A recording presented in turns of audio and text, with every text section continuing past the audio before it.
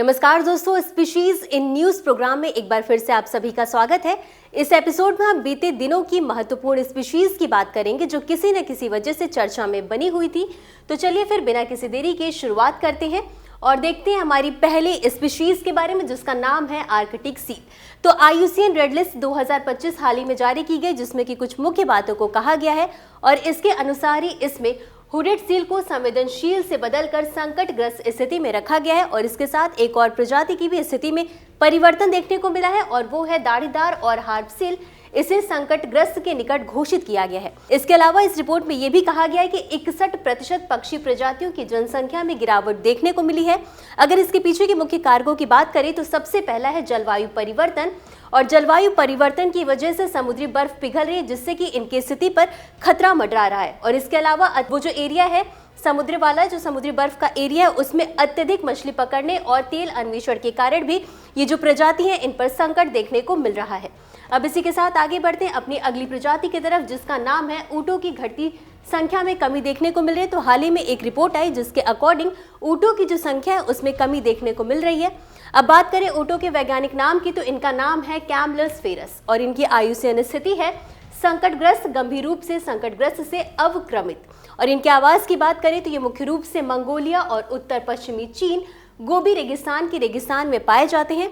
हालांकि इन पर जो प्रमुख खतरे हैं उन पर भी बात कर लेते हैं। तो खनन और पानी की कमी के कारण इनके आवास में कमी देखने को मिलती है। साथ ही साथ इनका अवैध शिकार भी किया जाता है, जिसके कारण इनकी स्थिति जो है वो कम होती जा रही है। इसके अलावा एक और कारण है जलवायु परिवर्तन और मरुस्थलीकरण भी एक कारण है, जिसकी वजह से इनकी संख्या में गिरावट देखने को मिल रही है। अब इनके महत्व की बात करें तो आखिर ये ऊँट हमारे लिए महत्वपूर्ण क्यों है, तो ये अत्यधिक शुष्क परिस्थितियों में भी जीवित रहते हैं और इसी के साथ ये रेगिस्तानी पारिस्थितिकी तंत्र के लचीलेपन का भी प्रतीक होते हैं। तो इस कारण से भी ये बेहद महत्वपूर्ण है। अब बढ़ते हैं अपनी अगली स्पीशीज की ओर, जिसका नाम है हिम तेंदुआ। और इसके वैज्ञानिक नाम की बात करें तो इसका वैज्ञानिक नाम है पैंथेरा उन्सिया और IUCN स्थिति इसकी है संवेदनशील। भारत में अनुमानतः ये लगभग 500 से 700 इनकी संख्या है। और इनकी आवास की बात करें तो ये मुख्य रूप से जम्मू कश्मीर, हिमाचल प्रदेश, उत्तराखंड, सिक्किम और अरुणाचल प्रदेश में पाए जाते हैं। अब देख लेते हैं कि इन पर खतरा क्यों है। तो संवेदनशील क्षेत्र जो है उनमें आवास की कमी के कारण और बुनियादी ढांचे के निर्माण की वजह से इनके आवास में कमी देखने को मिल रही है। और एक और रीजन है अवैध शिकार। इनका अवैध शिकार भी किया जाता है, जिसके कारण इनकी संख्या में कमी हो रही है। और इसके साथ ही साथ इनको जो है शिकार प्रजातियां जो मुख्य रूप से इनका भोजन होता है, यानी कि नीली भेड़ और ताहर, इनमें कमी हो रही है, जिसके कारण भी इनमें कमी गिरावट देखने को मिल रही है। अब संरक्षण प्रयास की बात करें तो भारत सरकार की तरफ से इसके लिए 3 जो है वो कार्यक्रम चलाए जा रहे हैं। वो कौन कौन से, इन्हें भी हम देख लेते हैं। तो सबसे पहला है प्रोजेक्ट स्नो लेपर्ड और दूसरा है वैश्विक हिम तेंदुआ एवं पारिस्थितिकी तंत्र संरक्षण कार्यक्रम यानी GSLEP, और एक और है अंतर्राष्ट्रीय बिग कैट अलायंस के साथ एकीकरण। तो ये 3 जो है संरक्षण प्रयास चलाए जा रहे हैं हिम तेंदुओं की स्थिति को बनाए रखने के लिए।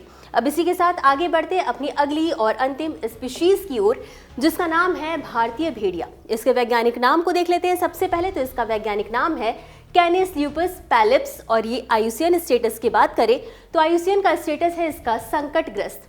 वहीं इनकी जनसंख्या लगभग 2877 से 3310 के बीच में पाई जाती है, भारत और पाकिस्तान दोनों क्षेत्रों को मिलाकर के।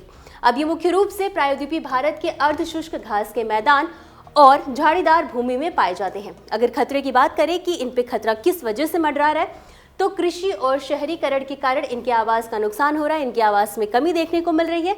और इसके साथ साथ शिकार में कमी भी एक मुख्य वजह है, जिसकी वजह से इनकी जनसंख्या में कमी देखने को मिल रही है।